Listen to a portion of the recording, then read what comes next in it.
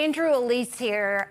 Donald Trump won at the end of the day because voters were dissatisfied with Biden's economy. And the Biden administration had been a little tone deaf, pushing Bidenomics when so much of the country was hurting. Do you think that now Donald Trump is falling into the same trap of trying to message that everything is okay while ignoring the real discontent among American voters? I think that he's exacerbating the problem because he promised people that inflation would end. It's a direct quote from his RNC speech in 2024, and that it would end fast. But now people see that as a direct consequence of his actions, of these tariffs, which are the biggest tax increase on working people since the 1930s, their costs are going up. And he keeps treating people like they're stupid. That's what he's doing with the Epstein files. Like he thinks it's not evident to everybody that he's not terrified. There's something in there about him. And he's doing the same thing on the economy. He fired the nonpartisan official who's in charge of jobs numbers because he didn't like the result. Job growth is going down because of these tariffs. And he thinks that somehow if he hides the numbers, people won't know. I think that offends folks, including a lot of his supporters. Terry, let's talk specifically about some of the job numbers that are going down, because you and I are old enough to remember when Donald Trump began this whole tariff parade, that his argument to Americans was, don't worry, it's going to bring manufacturing back to the United States. Let's check in on how that's going. This is from the Wall Street Journal. The manufacturing sector lost a total of about 26,000 jobs in May and June, and another preliminary estimate of 11,000 jobs in July. Even if some firms do reshore production, how fast that can be achieved is in question. Oliver Allen, U.S. economist at Pantheon Macroeconomics, I loved this, compares U.S. manufacturing to a person who hasn't gone to the gym in 30 years. Quote, getting him to bench press 100 pounds is going to be quite difficult. I don't even hear them talking about manufacturing anymore.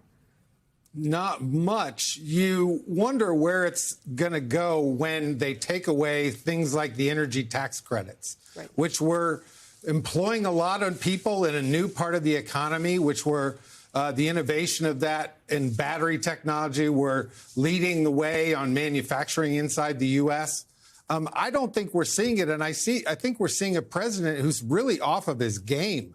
You know, we see a guy who said that groceries was what got him elected, and yet he ignores these grocery prices and says, in fact, that prices are going to go up with new tariffs. I think this president has lost a step, and we're going to hear about it as we position ourselves for these town hall meetings that we'll see more of through August.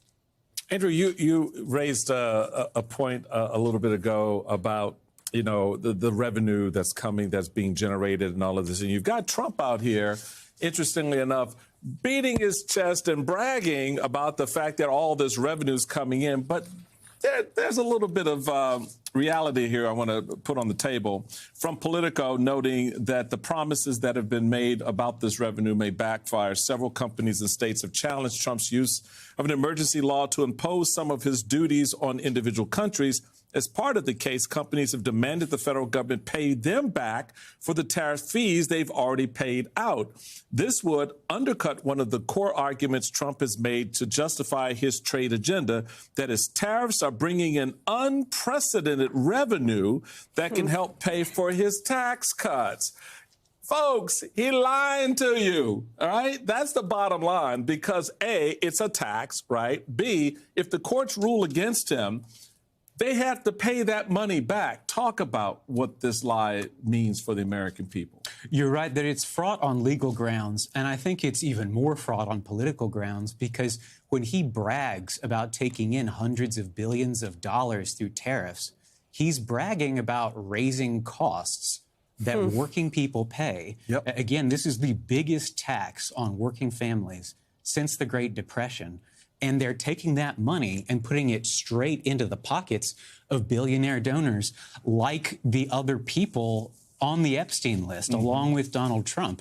And that kind of special treatment for corrupt elites is the exact opposite of what people were promised. And I think they're outraged by it. I guess just to close, Andrew, really quickly, the Biden administration was trying to be at the forefront of the AI economy, CHIPS Act, and you look at now what Donald Trump is promising with tariffs on American chips. What kind of forward-looking economic vision is that? I'm glad that you raised the CHIPS Act because I think one of the least appreciated ways that Donald Trump has damaged the economy is by sabotaging a bipartisan law that was the most significant action any Congress, any president had ever taken to ensure we could outcompete China when it comes to these vital technologies of the future. And also the way that he has recklessly been applying tariffs to our allies who share many of our grievances with China, he's driving them closer to China. It ends up being effectively China first, not America first. And I wish that somebody could get through to him, but it seems like they've weeded out almost anybody who would be willing to challenge him. And we clearly don't have a Congress who's willing to challenge him.